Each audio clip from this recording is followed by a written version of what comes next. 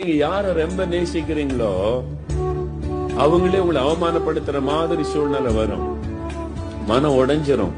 நம்ம இவ்வளவு நேசிச்சமே, இவ்வளவு அன்பு காட்டினமே, இந்த மாதிரி துரோகம் பண்ணி நம்மளை கேவலப்படுத்திட்டாங்களே. ஆண்டவர்ட்ட போன அவர் என்ன சொல்லுவார்? மகனே, மகளே, மனுஷனுடைய அன்பெல்லாம் மாறிடும், ஏன் அன்புதான் நிலையானது. என்ன பிடிச்சுக்க, அதெல்லாம் நேசிக்காத, என்ன பிடித்துக்கொள். அப்படி யாரு மேல உயிர் வைக்காதங்க. நான் உங்களுக்கு ஆலோசனையா சொல்றேன், நீங்க உயிரையே வைக்கணும்னா ஒரே ஒருவர் தகுதியானவர், இயேசு, இயேசு, இயேசு, இயேசு. அவர் மேல உயிரே வைங்க, உங்களை விட்டு விலகவே மாட்டார். அப்படி அன்பு மாறவும் மாற. இயேசு இல்லாம நான் இருக்க முடியாது, அதான் சொல்லணும். இயேசோடு ஐக்கியம் வச்சு பாருங்க, அவரை விட்டு உங்களால விலகவே முடியாது.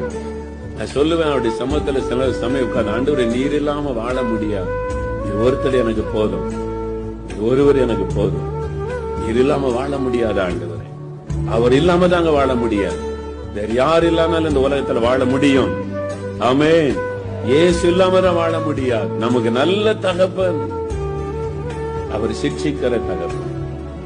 அவர் சிக்ஷையில ஒரு ஆசீர்வாதம் இருக்கிறது, அவர் தண்டிக்கும் பொழுது ஆசீர்வாதம் இருக்கிறது. சோர்ந்து போகாதிருங்க.